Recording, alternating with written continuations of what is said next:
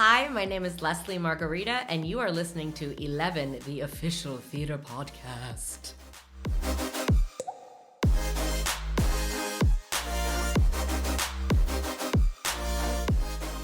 Hello, and welcome to Ep7, the official theatre podcast that brings the biggest stars and creatives together in one place to discuss life in the arts. Please be upstanding for our guest today, who is a queen of the Broadway stage. From, and I quote, flashing her eyes and other parts of her anatomy with the gayest abandon in the original London cast of Zorro the Musical, of which she casually bagged herself the 2009 Olivier Award for Best Performance in a Supporting Role in a Musical. All the way through to her starring in the Broadway production of Matilda the Musical, she really is no stranger to the spotlight on both sides of the pond. She played the role of Mona Kent in the Broadway premiere of Dames at Sea, appeared as Cindy Lou Who in the off-Broadway show Who's Holiday, of which she was nominated for the 2018 Drama Desk Award for Outstanding Solo Performance. And she's also played everybody from the Lady of the Lake in Spamalot through to Audrey in Little Shop of Horrors. She's also a successful television actress as well, and for us Brits, you've probably seen her infectious and incredibly naughty personality online via a series of backstage video blogs from the Great White Way. Now she's bringing the sassy pink princess to life in Emojiland, which is playing in New York, and she also happens to be my go-to gift girl, which if you haven't seen already, you must Google immediately after listening to this episode. She is literally hours and hours and hours of fun. So brace for impact, as I have a feeling this podcast is going to be wild. Laughing in the corner already, literally with her hand over her mouth, please welcome to Ep7, Lesli Margherita. Yay! I'm not cheering for myself. I'm just, yay! Happy to be here. I'm cheering for you. Wait, who said that I was flashing my eyes and my other bits? It was a review for Zorro the Musical. I believe it was The Guardian. Wow. So is gayest abandon the sort of vibe that you go for, I imagine? I would hope so all the time. Wow, that's cool. I don't read reviews, so that's very cool. At all? No, I will spiral. I will get so depressed if I read them. Even if they're good, great. But if I read good ones, I have to read the bad ones too, and yeah. I can't do it. Have you ever in the past, and you've had a bad experience, or is it literally just no?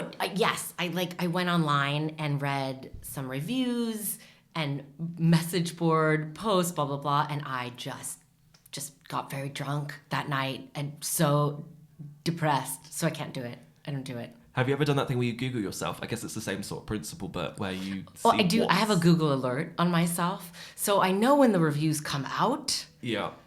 And I know when things are said. I just don't look at them. Oh gosh, that a Google alert for yourself seems like so dangerous. It also seems so stuck up. No, not at all. I've got a Google alert on myself. You're like, I'm famous on Google. I'm so famous. I love the fact that in the introduction, while I was reading that out, which was like my 10th time doing it because we were just laughing and I kept mucking it up, so I'll admit that now. But literally every time I said something, I could see you just twitching out of the corner of my eye going, please stop saying it. I hate it. I hate hearing my bio or here's what she's done. I hate it. I don't know why. I just can't. I can't. You're like, I know I'm amazing, but please don't tell me I'm amazing. It's that I think I'm not, and so I hate hearing all of that. I swear, it's bleh. Well, I'm telling you you're amazing because I have been such a fan for such a long time, and this is the first time I've ever had the chance to actually properly meet you. Yay. Which is why I'm so excited that you're here on Ep7, because you're here in London because you're doing Zorro, which we're going to get to in a second. Mm-hmm. But one of the things that I started imagining when I was reading out that introduction, and maybe I should say this out loud, was just everyone imagining the poo emoji while I said Emojiland.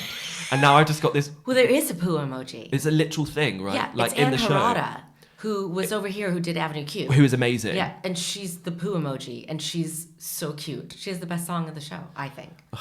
I love the fact that we can now have this conversation and it's a real thing and people don't look at me like, why are you talking about poo? You just want to say the word poo constantly and I keep saying the word poo. Why not? Because you have to. And Anne forever now will have pile of poo on her resume. You know, I want to talk about Emojiland later on, so we will get to it, but is she actually dressed like a poo? Yeah, but she looks adorable. She looks like a 60s girl group member. It's the cutest costume. It's a gorgeous dress, and she's got a beehive hairdo that it's all brown and sparkly. Amazing. It's not just a triangle with a squiggle down the middle. Okay. I mean, like you've been involved in a production like that, you're a superstar. Yeah, couldn't. So I was watching videos, as I said to you beforehand, before we came and recorded this podcast, online of you at Broadway Con, which I don't understand why there isn't a thing here. I know there's similar versions, but we need a West End Con. So if anyone's listening, let's do that firstly. Yeah. Broadway Con, talk me through what that experience is like first before I come to my original point, because it looks mental. Broadway Con started 5 years ago, and I was at the very first, and I have been there every year. It started, Anthony Rapp, actually, from Rent. Yes. Was one of the, I think, 3 people that started it. And they just wanted to bring all these Broadway fans from around the world or the country to meet Broadway stars or Broadway people. And so they have classes, they have first look at upcoming shows, their autograph sessions. We play games, and it's really, really fun. And it's 3 days, and it's gotten so massive. They've had to move venues because there's so many fans, and I love it. It's just the best weekend for people. They should absolutely do it here.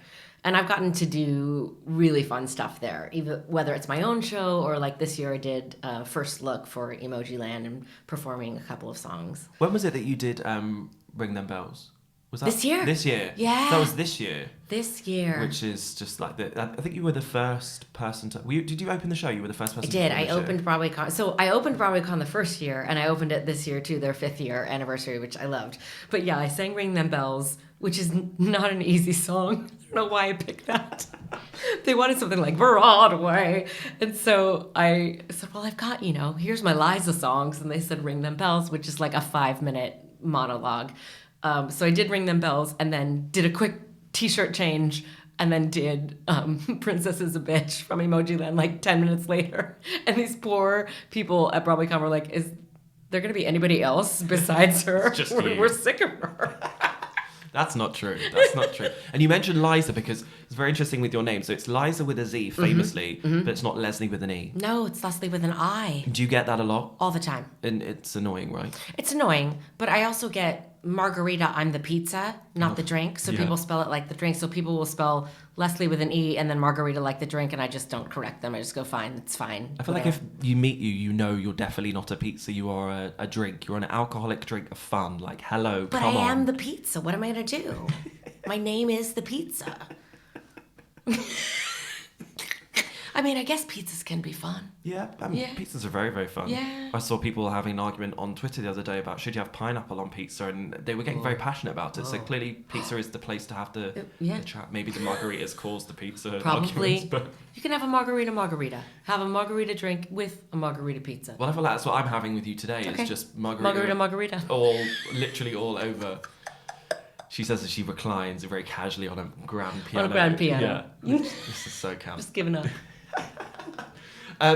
Before we talk about Zorro, which I'm so excited to talk to you about, I wanted you to tell a story that I saw on social media. Oh, no. I know what's coming. Oh, God, which one?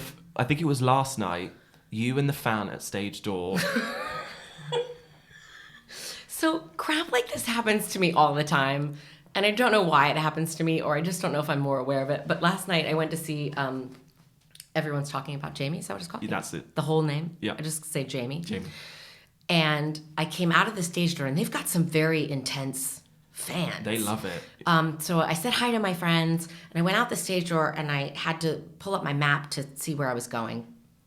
And I heard there were still fans waiting at the stage door, and I was directly in front of them. And I heard one of them go, "Oh my God, why are you here?" And of course, I was like, oh, my fans, my people. I was like, looking in my bag, literally trying to find a Sharpie to sign their program. I was like, I'm just here for a concert this weekend. And she goes, "No, why are you here? You're in the way. Get out of the way." Like I was going to keep her from signing someone's autograph. And it was the most perfect, like, my ego checked. Like, "No, why are you here? Get out of the way." I don't like you. And I was like, yes, of course. Although she didn't say it like a ballet girl. She was like, "What are you doing here? Get out of the way." That's a good British accent. Thanks. That's good. That's Matilda, isn't it? That's Matilda, yeah. I was like, that's really good. So that happens, and then you then run away forever and ever and ever. But did you run away with your friend Roy Haylock, Bianca Del Rio, who from the show? He went back inside. He went and signed. So he left you? So he went and signed, and then came in to chat with me. And you were just hiding in the corner. And then I said, okay, I'll see you later. So I left. I was all by myself. So that's why they were waiting for the other people to come out. Oh, gosh. And just got me. But I literally was like, oh, my fans. Oh, okay. Do you get recognised here? Sometimes, but they have to be like real theater fans. But yeah, sometimes. How are you with? I mean, I know it's a much bigger conversation that we can have now about the whole kind of meet and greet culture. But how are you with people saying, "Hey, I love you"? Oh, I love it. Let's take a photo. Sort of I thing. love it, and I will spend almost too much time with people. Okay. I know my husband's like, let's go. But I love it so much. If I'm anywhere and anybody recognizes me, that's the coolest thing ever. Yeah. So I am always so happy if someone comes up to me and recognizes me. I can't believe it happens at all. So I'm so happy. And is the culture of, because I know having been to Broadway that the stage door culture is a real thing. I mean, it definitely is here. But is it more there or is it less? Is it more here? I guess. Where do you think? No, I think it's more there, and I think there we have problems because I think people expect you to stage door as part of their experience. Like it's almost included in the ticket. Yeah, and it's not. I mean, there are nights where I've had to rush out of a stage door because I've got to go do a concert, and I'll always try and put on Twitter or something like, I can't stage door tonight, I'm so sorry. But people will get very angry, especially for me. I stage door every night. I really try to. And I don't begrudge anyone who doesn't do that. I just enjoy meeting the people, and but it's hard.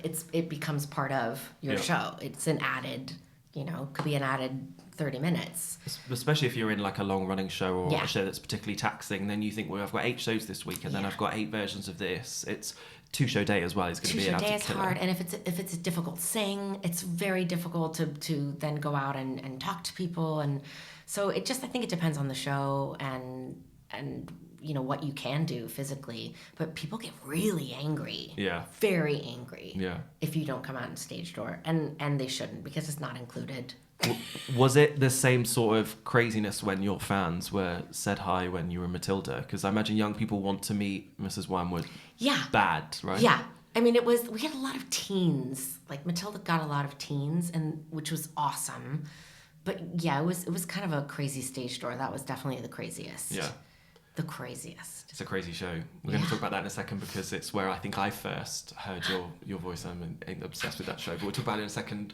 I should say to you as well, welcome back to the West End, because this is like a homecoming for you, because not only are you back here in London, but you're back here doing the show that brought you here, which you casually got on Olivier, which I mentioned at the start.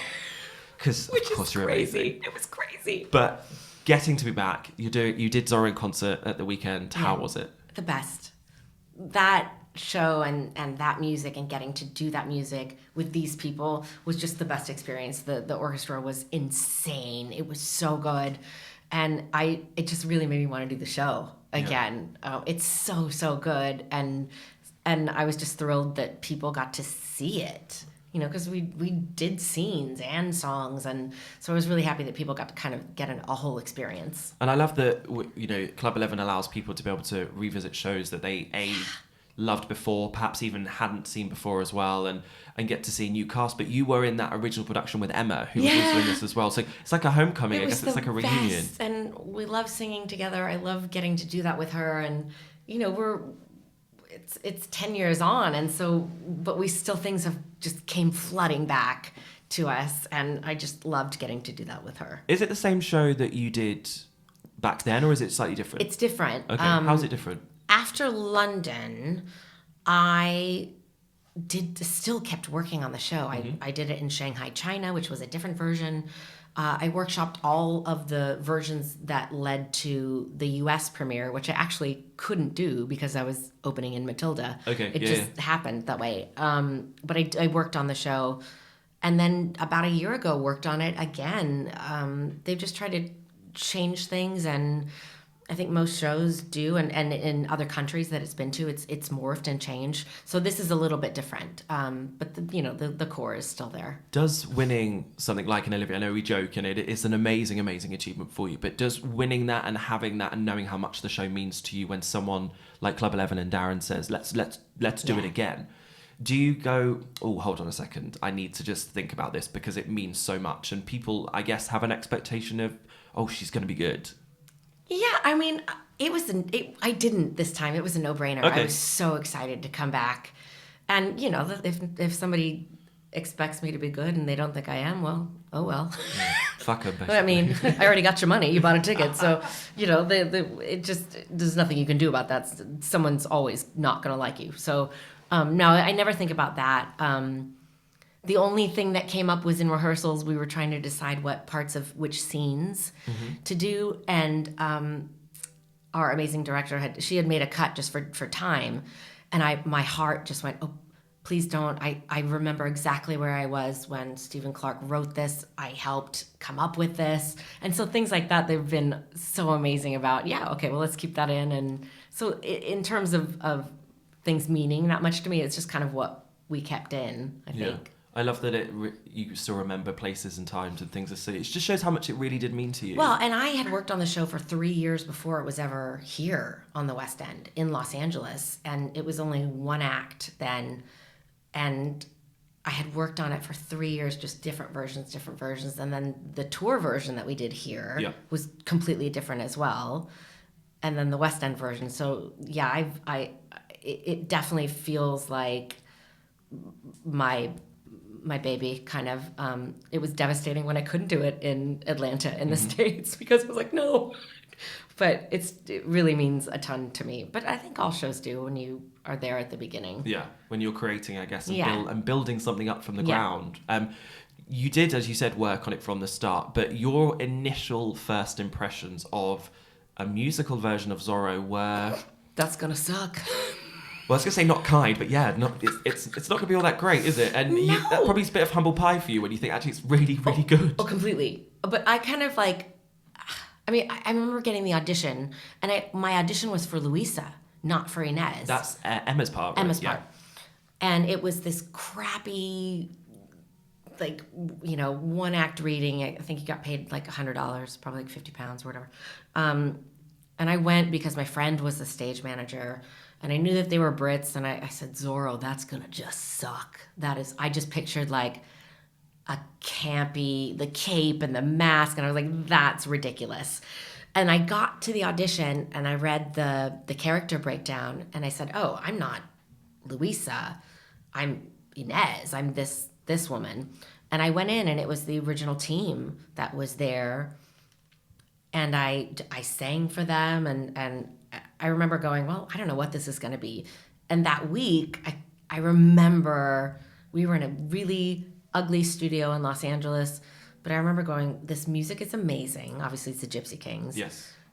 And this role, there is me. Like, he's writing it for me, and it was just the best, coolest thing. But I remember after that week going, well, they're going to get some Brit to do it. And then it just kept going, and even up until, I think I found out 2 weeks before I was leaving that they got me the papers to come over here. Yeah. I just didn't think it was going to happen. I loved it so much, but I never ever thought I would get to come over here and do it. It's a show that has such a following, and it's not just, we talk about fans having a following and how much fans of it, but it really is loved by everybody that works on it, and I think that's why it's such a success. Yeah. I really do, because people really care for it, because it's such a fantastic show. It's such a great show, and it just has so much heart, and they're still trying to make it work for the States, and I really hope it happens. Do you think it will?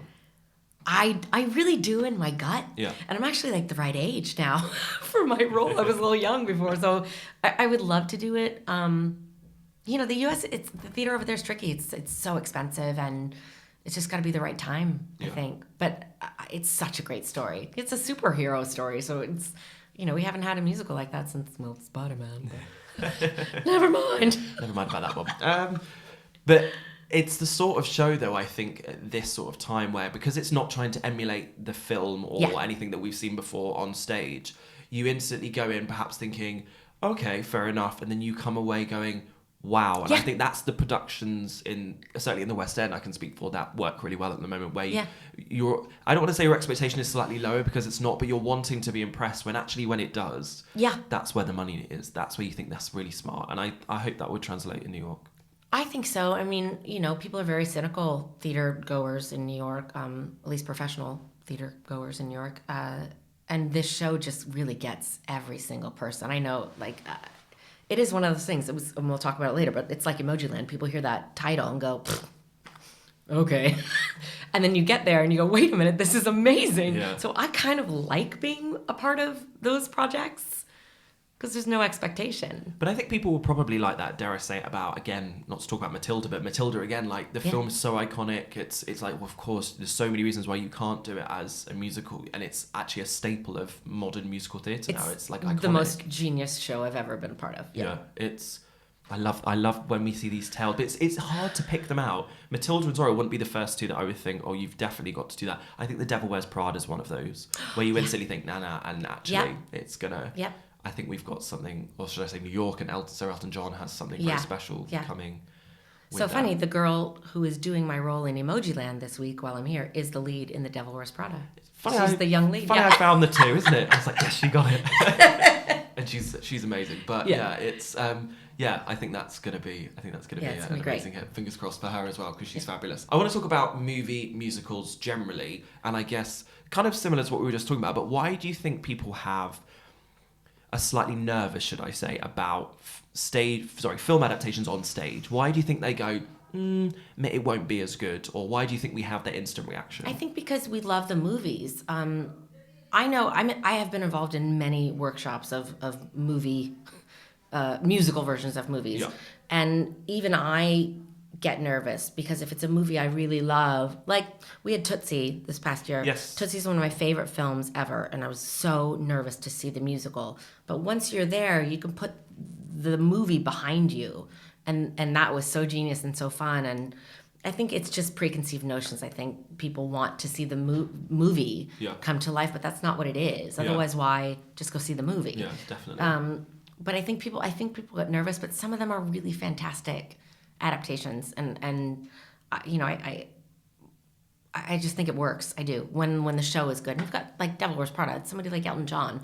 It's not going to be crap. So, I think it's just people are nervous about ruining their favorite movies. Definitely. I think the one that really changed, Hairspray, obviously, I think the one that really changed London was when they did Legally Blonde. Yeah. And I think that made people realise, oh gosh, okay. Yeah, like this such really a great show. Can work. And obviously Sheridan Smith was amazing and made for that part, but it really did change the landscape of movie adaptations on stage. So I don't think it always works. No. My personal opinion, but I think it's an interesting feed into theatre. Yeah, absolutely. I don't think it should be dismissed as and Zorro is a perfect example of that, because Zorro's bloody brilliant. So yeah.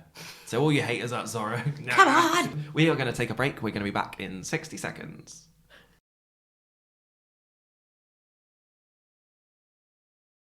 Welcome back to 11. Lesli Margherita is still here. Hello. Hello, I'm still here. Still casually leaning on the piano. Still being very naughty. We were just talking about Emojiland and everything that's happening in that show, and it sounds crazy, and I can't wait to talk about it in a second. But one thing before then, actually connected to that show, is your Lady Gaga moment. So you are, according to fans, the new Lady Gaga. Is that right? I guess so. So this was like the best thing that's ever happened to me, because I love Lady Gaga. I love her so much. And I get told every day that I look like her, which, great. It's definitely a compliment. Oh, I love her. So she's got a pink ponytail these days. And my character in Emojiland Princess has a pink ponytail. Some Gaga fans thought that video footage of me from Emojiland was leaked video footage of Lady Gaga's new video. No joke. It was like on Reddit and Twitter, everywhere. And so this picture of me went around, and legit Gaga fans were like, she looks amazing. It's going to be so good. And I was like, are you freaking kidding me? It's me. It's me. It was hysterical, but the best thing ever. And it was just the best. I tried to get Emojiland to release my song before the album comes out so that they think that that's her song, but they wouldn't do it.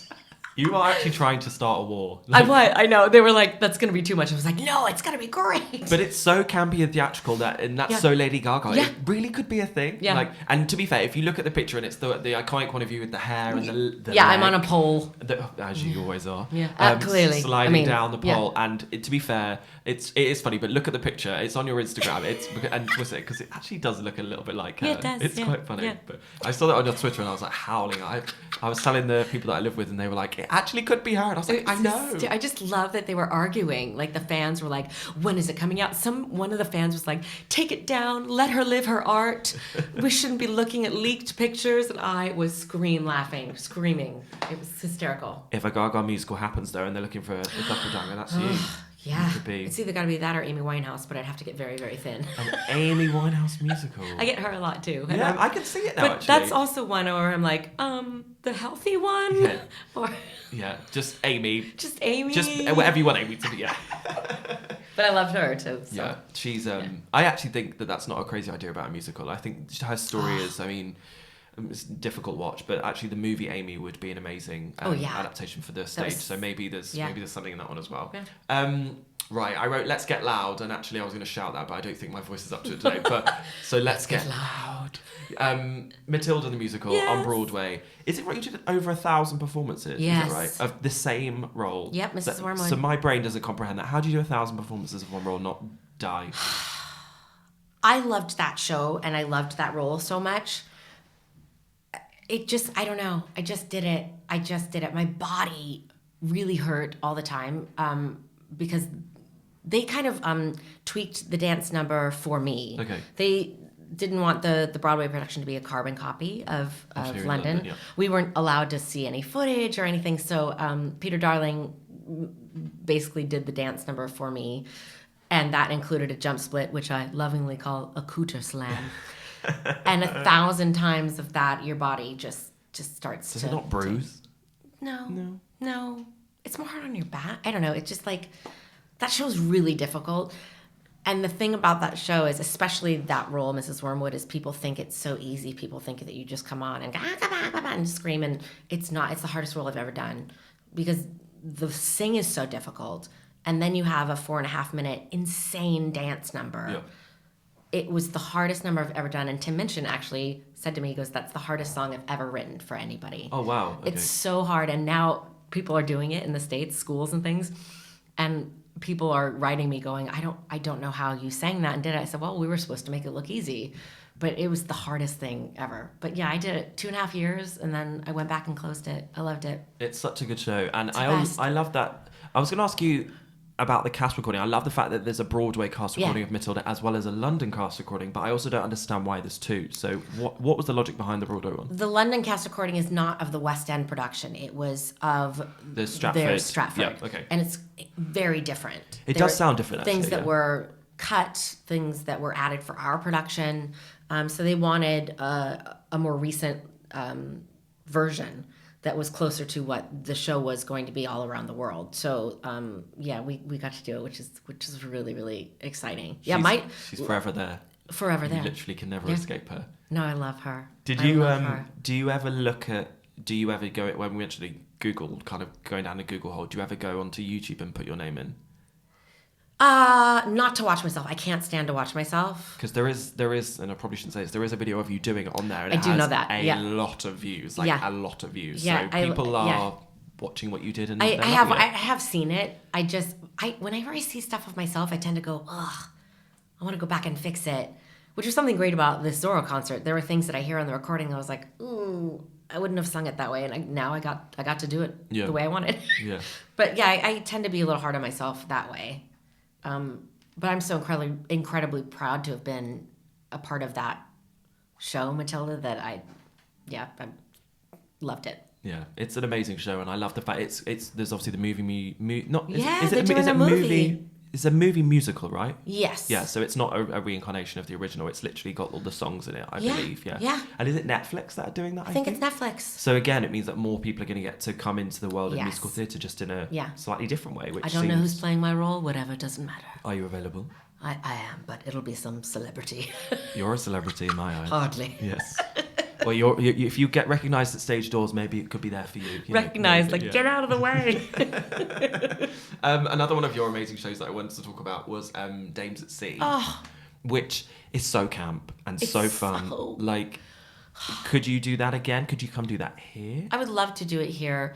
That was such a sad time because that show was so good. And we opened the year that Hamilton opened. And this was a tiny little 6-person, old-fashioned... Hamilton. Yeah. And we were just like 6 people, tap show, old, camp. And it just didn't pick up because we weren't like the cool, woke thing. And that was a bummer because you had both sides of the spectrum and I didn't understand why there wasn't room for both.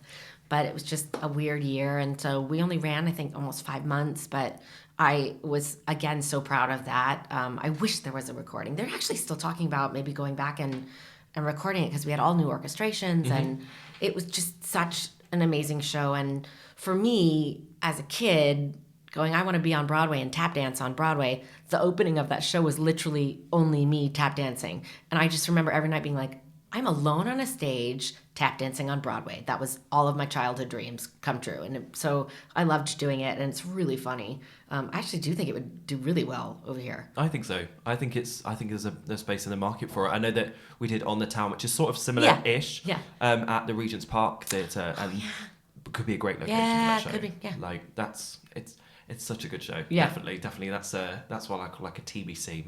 Maybe one day. Are you ready for the worst transition between anything and everything? So before we talk about Emojiland, and we talk about the poo emoji again because I want to talk about it again. Have to. Let's talk about women in theatre. Okay. Seamless. Never even spotted the corner. I should probably work on that. When I spoke to you when you were first coming to London for Zorro, one thing we spoke about for the programme interview was about representation of women within theatre and the fact that you said you felt like genuine progression was happening, and you seemed very positive about the fact that we mentioned Six, we mentioned the rewrite of Company coming to New York, Waitress's success, and obviously I know it closed, but that as well. You saying that you do feel like the representation of women is changing and becoming broader. We're seeing different types of women. We're seeing flawed women. Why do you think that change is happening now? Because it's been spoken about for a long time, but it is actually starting to happen, you think? I don't know. I think it had to happen eventually. I think we've just broken down so many walls that it had to happen. I don't know why it's taken so long. And we're starting to see not just women, but also people of color. We're obviously not tied to a lot of the revivals like that West Side Story now is a total, redo. But especially for women, I feel in the last couple of years, I've really seen a growth. And it's opened up, for me at least, roles that I wouldn't normally be seen for. They go, well, let's see if we can break the mold a little bit on that. And I think that's happened with a lot of women. Of all sizes, of all colors. And so I think I just don't know why it's taken so long. I was always proud of Zorro here because it had these 2 amazing female roles in what you would think would be a male show. Yeah. And I remember wishing that it would come to the States because it was such a great, strong female show. And the weird thing is I find the strongest female roles were written in shows in the 50s and 60s. People say things like Guys and Dolls, like Adelaide, that is one of the strongest women I've ever played. And you have to look at it that way and not say they're old fashioned. These women were great roles.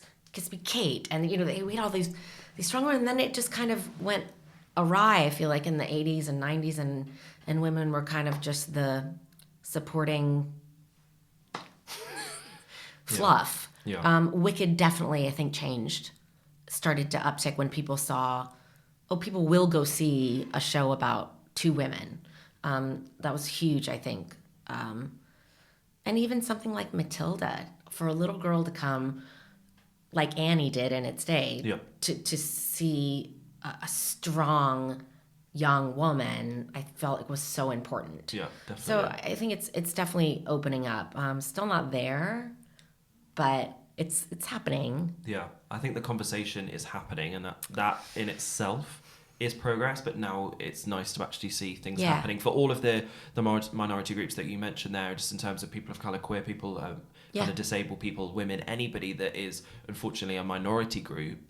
Those conversations are finally starting to happen, and we are seeing that in so many different shows, musicals, plays, in dance as well. Like, and I think you're right. I think that when you reference, like, people say like, oh, historical pieces are perhaps, you know, like they say, oh, they're old fashioned. Well, actually, why don't you look at the types of people they do represent, because they were positive as well, and they're not to be completely dismissed. And Absolutely. I think you're completely right in saying that. Anita and West Side Story, Aldonza, like these women are gutsy and strong, and so I think people are missing that in revisiting some of these older pieces.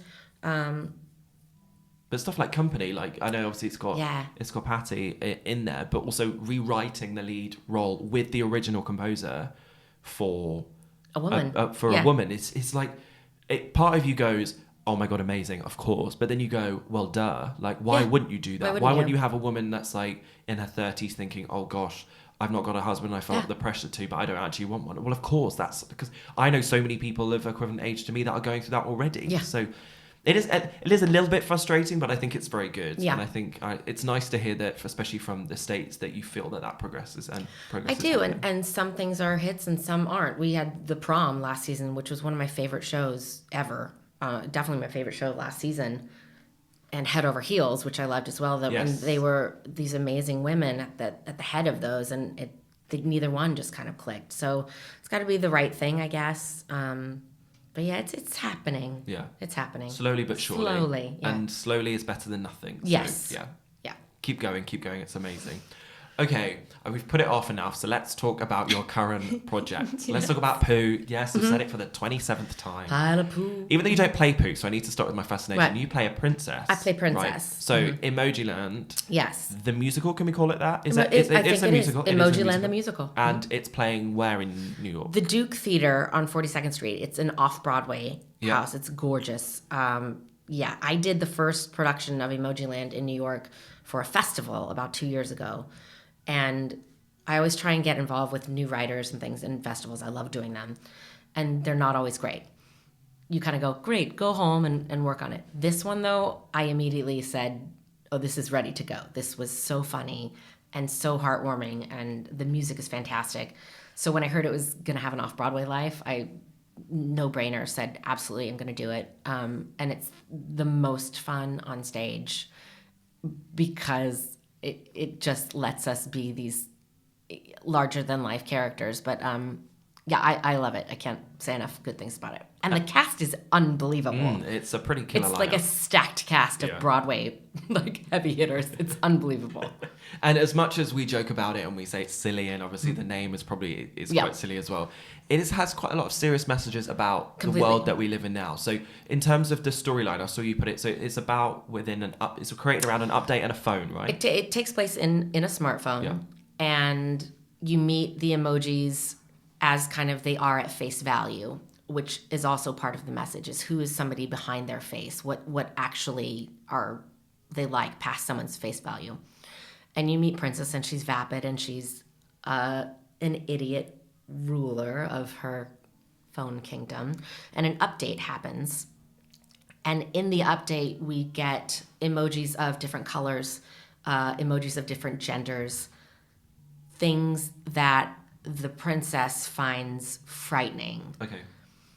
There's a prince emoji. She's already feeling threatened about her power. You meet Nerdface, who falls in love with an emoji he's not supposed to. There's a lesbian, emoji couple. But as far as being like things that are happening, Princess decides to build a firewall around Emojiland to keep any more updates out. Because she wants no change. And it really is, the messages are acceptance. The messages are, you can't look at people for face value. The message is things change. Yeah. You have to go with the updates. And it's so, people walk away and they're just bawling because it really is so heartwarming and I mean, there's like immigration issues and, you know, everything that's happening with obviously the wall in the States. It just has to, it deals with all of that. But it's so uplifting. I can't stress enough how deep it is for a show called Emojiland. Yeah. I love it. Yeah, and I have the best time and I get to live my Lady Gaga dreams. And I love that the ruler of this land is just for me, she's every version of those girls that you see on Instagram, a Kim Kardashian or a Paris Hilton or someone who just was given so much power because people went, oh, I must follow you. And she has no idea what to do with it. She goes, okay, well, I guess like I'll just, you know, do whatever I say. And I feel like our culture, we have women like that who look up to these women who are only famous because they have millions of followers.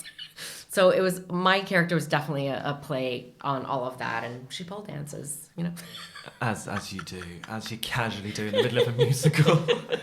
That's the hardest thing. There's a huge pole in the set, and the director, Tom, said, okay, you're going to make your entrance in the song on the pole. And I said, well, we should do some choreo on the pole. And he said, do you want to? So I took a pole dancing class. And now I'm stuck doing a pole dance while singing. So you stuffed this for yourself. I really did. Really did. And is it classic Leslie belting? Do you give the gays and girls what they want? Oh, yeah. Okay. It absolutely is. It's the most fun. I mean, my song is called Princess is a Bitch. It's the best. It sounds... It's the best. I have the most fun. I love going to work, and it's one of those shows where you really know you're in something amazing, and that's not always the case. Yeah. You're so naughty. Is there ways we can hear it? Is there a cast album or anything? The cast album's coming out in a week. Oh my god, amazing. In a week. Okay. It'll you can download it and you can order it. I know it'll be on iTunes, and it's the cast album is, I think it's gonna be a huge hit when the album comes out. Yeah. It's the songs are so great. Did you see this week that Six passed 100 million? I It was mean, 100. Yeah, 100 million. It seems like too much. 100 million God, streams. It's amazing. And Six at Broadway Con did a first look, and the Six Queens came out, and these kids who were at Broadway Con knew every single word. Yeah. Okay, so I want to play a game with you just before we finish. Mm-hmm. So it's going to be called Name That Emoji. Okay. So I'm going to say a list of just very random names, people associated with you. I got these people from your Instagram. Oh, jeez. Okay. And you need to tell me the emoji that they would be. Okay. God. So we're going to start at the top. Okay. Zorro. Isn't there one with a mask? Yeah. Is there? Okay. Yeah. Robber? The Yeah. robber emoji? The robber. Yeah. Okay. Matilda. Burglar. I think Matilda's the girl raising her hand. Yeah, like the school kid almost. Yeah. The Queen of England. It's got to be Princess. I mean, it's got to be. Or just the crown, I think. Or just the crown. She doesn't totally. even turn up for the emoji. Yeah, It's just the crown. I use that one all the time, that emoji. It's a good emoji. All the time, yeah. I don't even want to say his name, but Mr. Trump. Oh, God. The orange. Literally. Literally just the orange. Or like the really angry orange guy with like... Or the one that's just being sick and it's like... Well, that's my emoji for Trump. It's just... Yeah. Bianca Del Rio. Clown. I don't think she would I mean, argue. she uses that. It's Yeah. fine. Clown. Miss Trunchbull. I think there is a hammer. Yes, there is throwing. actually. There is? Yeah. So yeah, that. My fave, Judith Light. Who I know you love. Hearts and sparkles. That woman is just the greatest woman of life. Hearts and sparkles. I often do like hearts, like the rainbow hearts, put them all. That would be her. Who else is on the list? Oh, Judy Garland. Oh, the pill. Leslie, that's naughty. I love her. No, I'm like a massive Judy Garland fan. But I kind of... Sorry, the pill. Megan Hilty. Oh, another friend of mine. Not that Judy was a friend, but Megan Hilty. Oh, I actually think... Oh, God. Hers is hard. I would do the sparkles for her, like the 3 sparkles. Yep. Because that's just... Every time she walks in a room, you're like... You're so pretty and sparkly. Yeah. Emma Williams. Ooh. I think it's Smize. It's smiling face with smiling eyes. I think she's just happy, and when I see her, that's kind of what I picture. Yeah. Yeah. That's definitely her. Right, I might regret asking you this one. What about me? Think very carefully. Okay, you could be Dancing Man. I could be that. I'm up for that. That's a good one. Or you also maybe like party, like the one throwing the party. Oh yeah, I'm up for that. Yeah. What would you put as yourself? My mum always says I'm that the one with the glasses, which I don't. Sunny. Yeah. Yeah. So I'm always like, okay, maybe I could be that one. What else would I want to be? I'm always either princess or I'm the one that just has no smile. It's just a line for the smile, like the facial. The face that I'm making, it's like over it. Just I use that one all the time. Or use the one that's like with like the teeth that are like, hey. I thought that one meant you were smiling really nervously. No. That probably means so I've been sending it to people, and then it wasn't until an old colleague went, "You do know what that means, don't you?" And I was like, "Oh crap, no. I've been sending that to really." Anyway, wasn't what I thought it meant. Or the sweat one doesn't mean what I thought it meant as well. That one. What does the sweat one mean? No. Yes. No. Leslie, don't even start with that. Yes. No. What does it look like? Sweat. Anyway, this is a very. Okay, we've lost her to the side of the piano. This is a very adult. No, this is not. No, it's not an adult podcast. This is a very serious theatrical podcast. I knew this would be naughty. Yeah. I knew this was. So my last one was going to be you, but so you said you are the nervous, smiley one. That's not what I thought. Or I'm either the princess, which I use all the time, or just the blank over it. No smile, just a line for the smile. My recommendation for you. I also use this one, thinking face. Oh, the thinking one, yeah. It's about Like just confused by everything all the time. Yeah, like. Just, why are you doing that? What's happening? Like, Do you know which one I do love as well? The upside down one. Oh, I love that one. I don't use that one enough. That one is so good. That one's just like, okay. Okay, cool. great. Yeah. Or it's just like, when you say, no, I don't want to go, upside down emoji. Yeah. And you're like, Yeah, I don't use that one enough. I think it gets me away with a lot of things, so I'm going to keep using that one. I was going to say, I think the one that I think for you is that is it like the angel, fairy, butterfly one? Really? Yeah, I think that's very you. I think my character in Zorro, though, is definitely the dancing lady. Oh my gosh, absolutely. Yeah, for sure. And your dancing proves that. So, I mean, look on Leslie's Instagram. You should see some footage. Is it of the original London production? There's not much footage. Going crazy, and that's definitely I love you. it. That's gay abandon. That's gay abandon. That really is gay and abandon. she's in a red dress. Oh. As expected, this was very naughty and very, very silly, but an absolute delight. So, Leslie, thank you so much. It's such a pleasure to meet you. I hope I come back. Absolutely. And that potential concert stuff that we spoke about and everything else, you need to make all that happen. So that's a little secret, but make that happen, please. Fingers crossed. But Leslie, thank you so much. Thanks. And see you very soon. Yay! You've been listening to 11, the official theatre podcast. Find out more about 11 at club11.london or via our official social channels.